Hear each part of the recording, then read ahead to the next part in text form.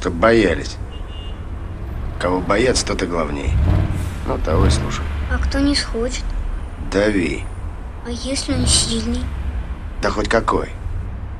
Люди в тебе это чуют и прогинаются. Понял? Всем привет, это я, Давидыч. И это тест-драйв от Давидыча. Если про Бентли я говорил, что на них ездят геи, то вот на этом ездят те, кто их, сука, взбадривает. И, кстати говоря, не только их.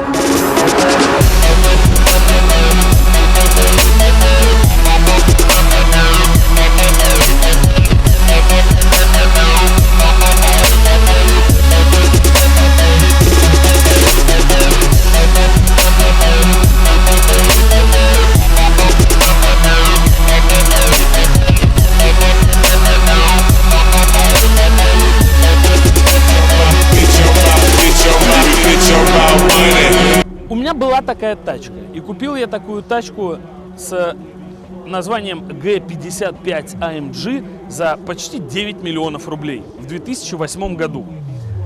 Я покатался на ней 2 года и продал ее за 3,5 миллиона рублей. Перекрестился и был счастлив, что отдал эту машину. Но самое прикольное, я могу сказать, когда у меня был Гелендваген, я подъезжал на светофор и я понимал, what the fuck, я отдал 9 миллионов за тачку. А таких, как я, еще 3 тачки стоит на светофоре. У нас город не миллионеров, миллиардеров каких-то. Гелендваген — это машина, которая дает тебе какую-то странную энергетику. Вот я вам сейчас покажу, как ведет себя владелец X5M. Привет, привет, привет, парни. Там владелец, например, там Субарик какой-нибудь. А, да, здорово, здорово, здорово, братан, здорово, отлично. Я хочу, чтобы сейчас все владельцы Гелендвагенов посмотрели на себя со стороны.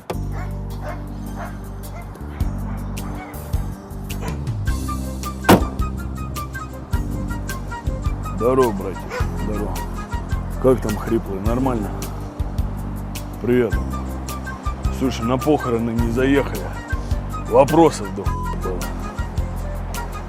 Ладно, пацаны, давайте, вопросы, дела у меня. Давайте, поеду, лампочка повезет, давайте.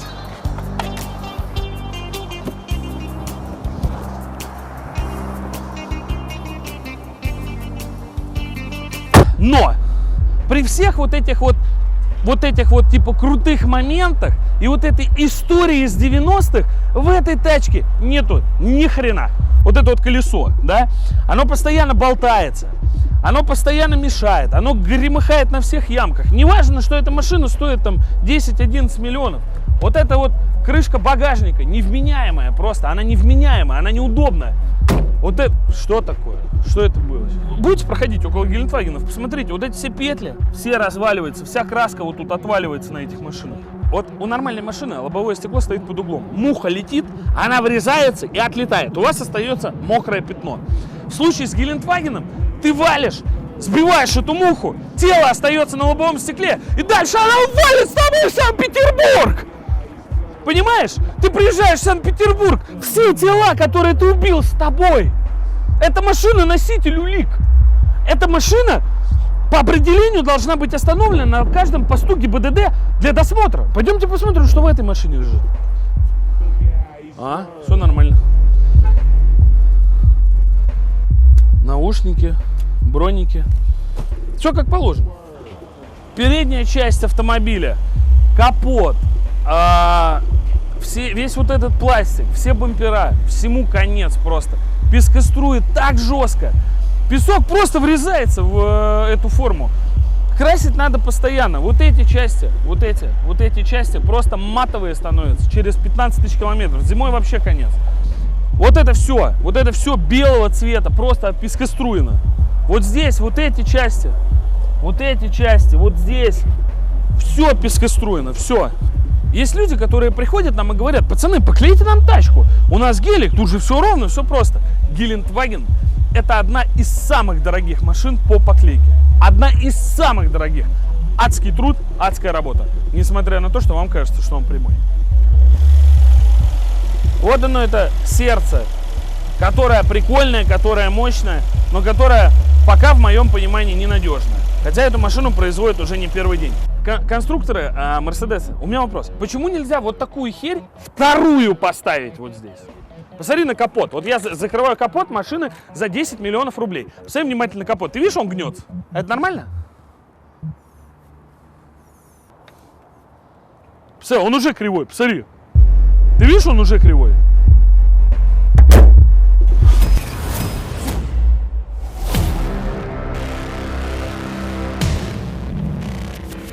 На этой тачке тебя боятся все. Че, как на велике? Как на велике? Отлично. Нормально? Поменяемся? Боится. На Гелендвагене невозможно познакомиться, даже если ты, сука, Алан Делон. Невозможно просто. Эта машина внушает ужас и панику просто в любое женское население. Девушки, у нас эксперимент проводится. Можно вопрос один? Какое у вас ощущение, когда с вами пытаются познакомиться вот на таком автомобиле? Только честно. Ну, мы бы не хотели с вами. Не хотели бы.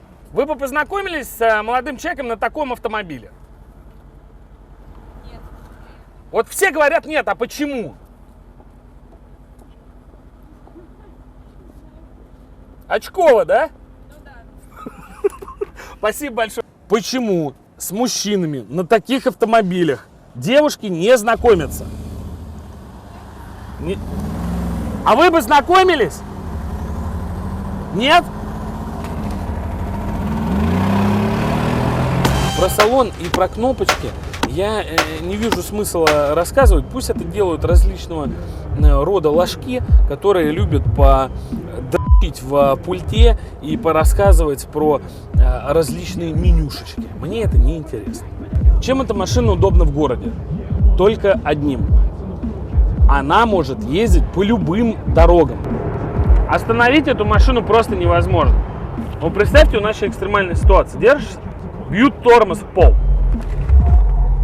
Хотя нет. Ничего, он так остановился. Старый останавливался похуже. Вася, с кем ты гоняешься? 140, ощущение, как будто 200 идем уже. 150, 160, 180. О, свист, слышал? О, на этой тачке Майбах можно отобрать.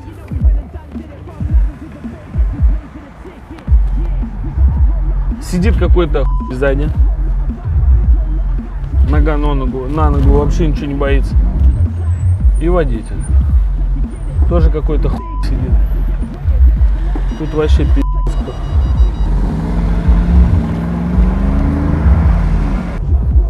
Гелик машина для города, а не Феррари. Сегодня какой-то день лохов. Ой, смотри. А сега гелик все лезет, все равно.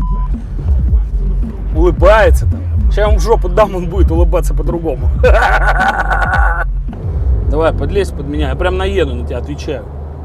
Ха, дернулся. Да.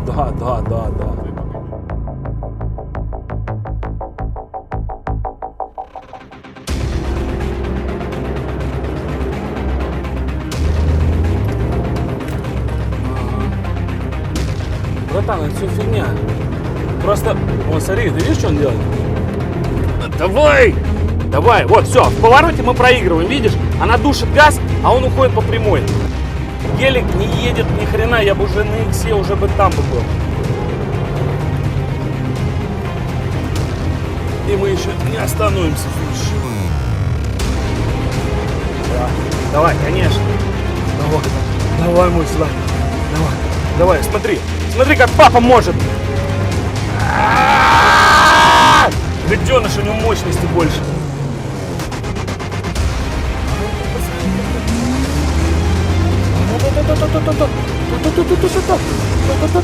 От папы еще никто не уходил. Ах ты мой хороший, ах ты какой наглый. Hyundai, ты мне всю жизнь испортишь сейчас.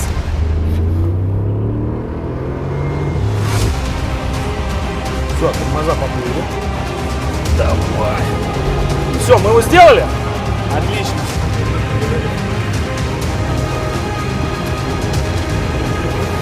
Что, где он?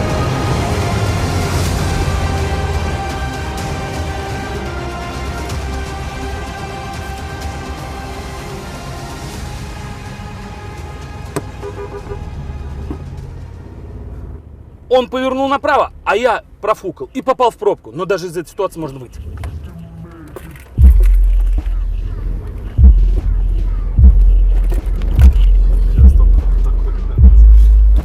Дима, стоп, хам! Прости! В салоне положить никуда ничего невозможно. Маленькое отверстие здесь и маленькая какая штучка тут. Бардачок какой-то непонятно странный. Все. Она некомфортная, эта машина. На этой машине устаешь. Помимо того, что ты устаешь, потому что ты постоянно с ней работаешь, ты постоянно что-то куда-то рулишь. Ее ловить надо постоянно. В повороте надо ловить. На разгоне, даже на прямой дороге. Вот. Дорога должна быть либо идеально ровная, чтобы он не рыскал никуда. Почему он рыскает, я вообще не понимаю. Но машина это исправна. Разница. Вот он iPhone. Вот тут этот монитор. Проще на присоске iPhone вот так поставить, вот тебе будет этот монитор. Монитор, старая графика, некрасивая. Ничего супер хорошего дизайна я какого-то не замечаю. Что они изменили в этой машине по сравнению с прошлым? Типа Алькантара, но какая-то сраненькая она. Как, вот и что это за пластик?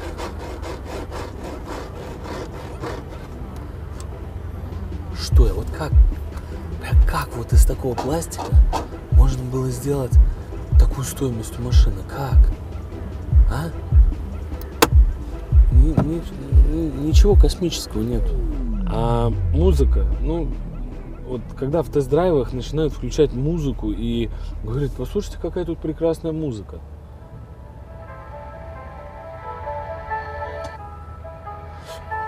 Я всегда сижу около монитора, такой, вы что, дебилы, что ли? Вы что, больные, что ли? Как я могу оценить музыку, если у меня динамики идиотские дома стоят? Или на маке они там пукают там в дисплее.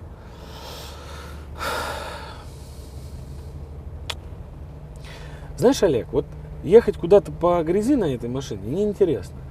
Вот хлопнуть по железной дороге, вот это интересно.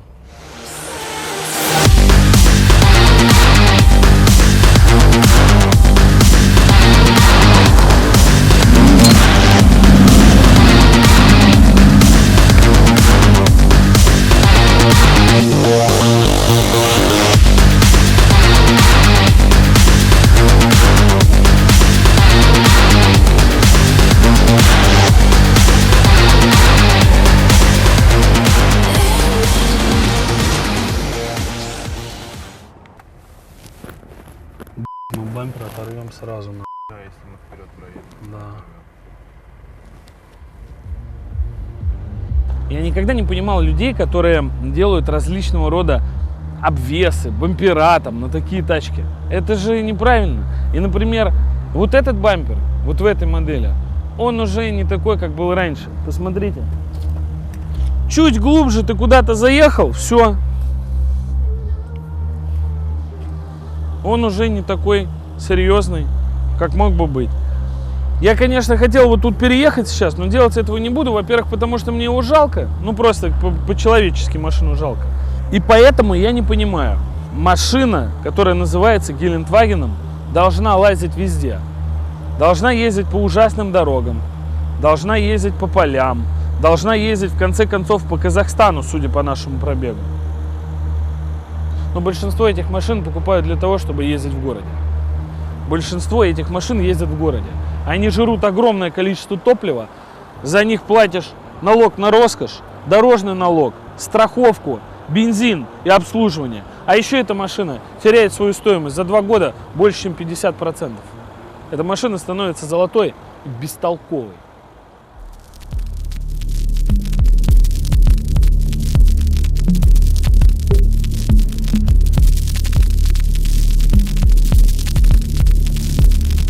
И все же, как ни крути, гелик есть гелик. Его можно любить, его можно ненавидеть. С точки зрения качества и того, какой он в использовании, я вам, в принципе, много чего рассказал. Но все равно эти тачки покупают. Эти тачки покупают, потому что аналогов этой машине не существует. Всякие Defender'ы — это все несерьезно. Это Mercedes, это стиль, это история. И это мощный, хороший двигатель. Ну, хороший под вопросом, конечно, но достаточно мощный. На этой тачке можно разложиться в любую секунду, только из-за того, что ты просто просрал руль или не понял, что происходит в реальности. Здесь достаточно хорошие тормоза, что в принципе удивительно, потому что на 55-м компрессоре они были гораздо хуже. Вот он тормозит сейчас, аж сам, педаль уходит вот так. Он сам притормаживает, и все, напрямик вышел, он прям поскакал. Короче, парни, давайте так. Говорить, что это говно, это значит плюнуть всем любителям Гелендвагенов в грудь, плюнуть в душу им. Эта тачка говно. В многих тест-драйвах люди делают следующую вещь. Они садятся на заднее сиденье и показывают расстояние до следующего сиденья и с умным лицом говорят: здесь удобно или мне неудобно, тут еще кто-то сядет. Расстояние до переднего кресла довольно внушительное. Слушайте, вот я вам сейчас покажу, что нужно рассказывать про заднее сиденье. Сделаю это без дополнительного освещения в центре Москвы. Вот тут прям включу вот аварийку, вот прям вот выйду и покажу. Олег, вот пойдем. Я просто раз и навсегда на всю страну хочу показать и объяснить этим всем тестерам, этим всем обзорщикам, я не знаю, что нужно делать реально. Пацаны, когда покупают эти тачки, интересует их другое. А интересует парней одна простая вещь. Как трахаться в автомобиле. Вот гелик, да? Дверь удобная, высокая. Вот представь, что твой рюкзак — это тёлка. Вот мы ее завалили туда, значит, о, привет, малыш. Вот это расстояние, тут много места, мало места, это вообще не интересно. Отодвинул там, кисуль там, иди сюда, взяла на клык и так далее. Здесь реально удобно, здесь трахаться можно в полный рост. Пацаны, здесь очень удобно, это как маленький, хороший, качественный домик. Вот и все, что я могу сказать про задние сиденья. С вами был я, Эрик Давидович. И дальше я считаю, что последний тест на этой тачке должен быть у людей в бронежилетах и с оружием. Пока. В Подмосковье говорят о появлении автоманьяка или целой банды автоманьяков. Расстреливает водителей на федеральных трассах. Оружие, из которого неизвестные в одном из эпизодов расстреляли пенсионеров, фигурировало еще в 10 нераскрытых громких преступлениях, которые произошли в столице. Шипы. Альберт вышел из автомобиля, в этот момент его расстреляли в упор. При этом никаких ценных вещей у него не взяли, врагов у группы лиц. В эти минуты поиск преступников продолжается. На этой дороге, в этом месте может произойти все, что угодно. Прямо сейчас мужчина позади меня раздает указания добровольцам. У 10-15 из них с собой настоящее огнестрельное оружие и боевые патроны. Значит, какую-то машину мы видим подозрительную. Что-то нам не понравилось там, что-то не так. Все выскочили, подошли, чего, как, уже по ситуации решили. Если вдруг начали стрелять, еще что-то, все легли сначала. И дальше, слышите, я буду кричать, командовать, что делать.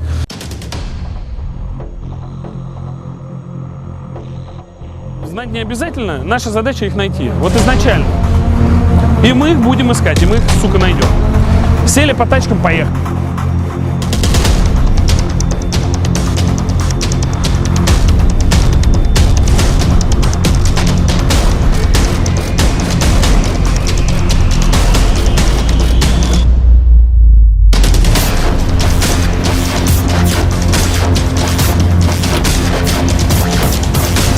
Машины выходим, ребят.